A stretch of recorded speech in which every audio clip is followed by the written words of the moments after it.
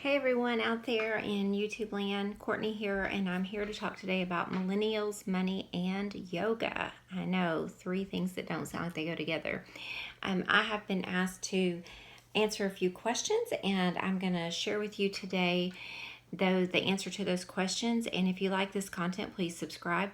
So the first question I was asked is, what advice would I give young millennial women who find themselves not being involved in their finances? Possibly they have a spouse that does their finances, or simply they're just kind of maybe getting by paycheck to paycheck. At least that's how I understand it. And what I would say is it's important to look around us at other people who have come before us, like our mothers, our grandmothers, our aunts, and kind of ask questions. What advice would you give me about money, and what would you do different? Because the truth is, most of us are going to live to be an older age. Most people do, and statistically, and we have to start thinking about our future self today. As a mother myself, and someone who did save but not enough, didn't really understand, didn't know what I didn't know. I knew how to be frugal. I knew from the age of 30 I wanted to retire at 55. I'll be 50 this year. And the only thing I knew, the best way I knew to get there, was to get out of debt and to put money into my retirement. I didn't know how much. I didn't know how you figured that. It seemed insurmountable when I would see numbers like you need 1.5 million, 2 million, 4 million. That just didn't seem possible when I've never had made over 60,000 in my life. So now that I understand it, I would say start learning, because it is doable. It can, even if you're not making a ton of money, it is doable. But look to the people who have come before you and think of your future self. That is what I would say. That is what I would tell people, because if you just get married and you let someone else handle the finances, you could be in a world of trouble and not even know it until something goes down, right? So we don't want to do that. And I've seen that happen. My mom lost two husbands.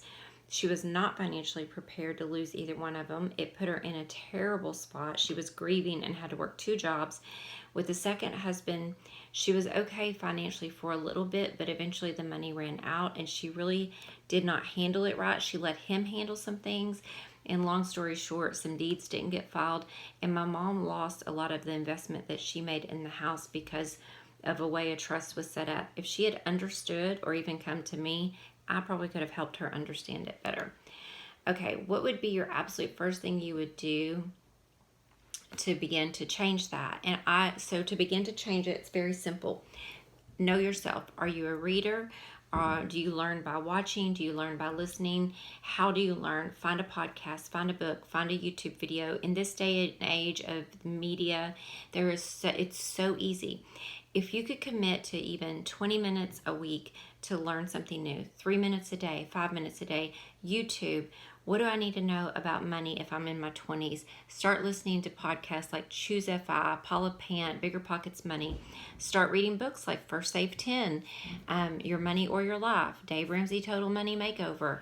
I love the First Save 10 book because it speaks directly to young millennial, and I'm never sure, Gen Z or whatever, the next generation of women, younger women. But if you are watching this, know it is never too late to get ahead. The next thing is there wisdom from yoga or meditation that might serve this? There is so much from this, and I'm going to try to paraphrase so I don't get cut off. But I would say that I did write an article about this, and in recent years I have pulled back from the bigger world of yoga because there have been so many people. I hear that I hear in the media we are this younger generation is the most overeducated, inexperienced generation that we've ever had. And I don't mean that to sound catty, but experience is worth something. And so, we're all we see all these people getting into student loan debt, and not just the younger generation. My own friends and family members, some of them are facing retirement and student loan debt. You do not want to be there. So what I did say was that I was really excited when I was asked to talk about yoga and money, because yoga, I'm not going to read this article. If she chooses to publish part of it, that's wonderful. And maybe I will too on a blog. But yoga is a lifestyle. It is not just asana or posture and meditation and breathing exercises. And it's an 8 limb or 8 parts of a lifestyle that prescribes a specific guidelines or practices for one to have a happier, more fulfilled life and to reduce suffering. And those 8 limbs start with moral observances, the way that we are, and then internal observances, the way that we behave. And it goes on then after that, and they were taught in order, like you should do these 10 things first, and then start to practice breathing practice and postures and meditation. And meditation is broken up in different things like focus and using your senses like your sight, smell. So what yoga practice can do for us, especially when you mix what you learn from the mind and you combine movement with that, is you begin to change patterns in the body, neural pathways, if you will, from the brain to the body. And I am going to talk to you a little bit about the observances, but I want to say, like, one thing I teach as a stress management specialist in intensive cardiac rehab is we are not our thoughts. As we practice yoga and we observe our thoughts, or we practice meditation and we observe our thoughts, we begin to notice that we have thoughts, but we are not that thoughts. I can think about a brown bear. It doesn't make me a brown bear. But if I think about I need to save 10%, like I don't know why, but everyone says save 10%, so I'm just going to do that. Every time I get a raise, every time I'm going to save it, okay? And I do that, and I think the reason why I need to do that is so that when I retire, I won't have to live on just Social Security if there is any, right? So I then go to that thought triggers an action. I then go to my HR department and sign up for a 401k with 10%. Or I have the thought that I'll do it tomorrow. Oh, I'll get around to it next time I get a raise.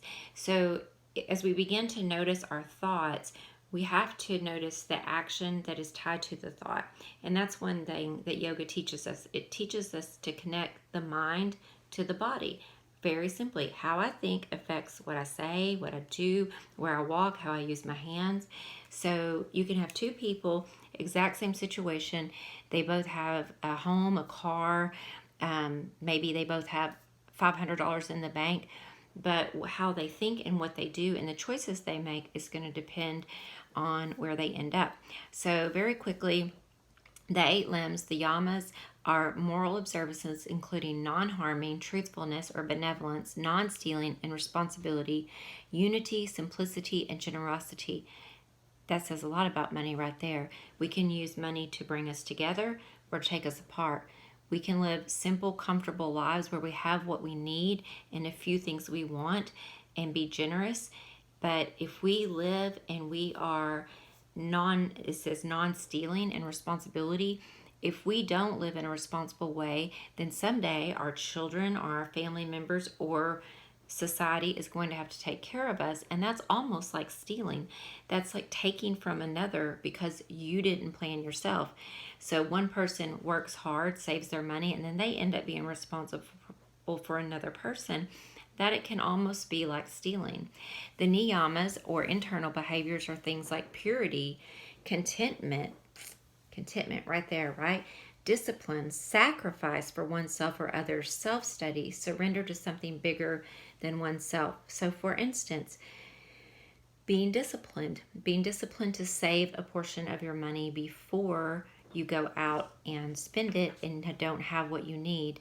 Things like self-study, learning to study a little bit. You want to study and practice physical health, what you eat, exercise, mental, emotional health, how you think, noticing positive versus negative thoughts, meditation, if you will, financial health, and spiritual health. They're all important.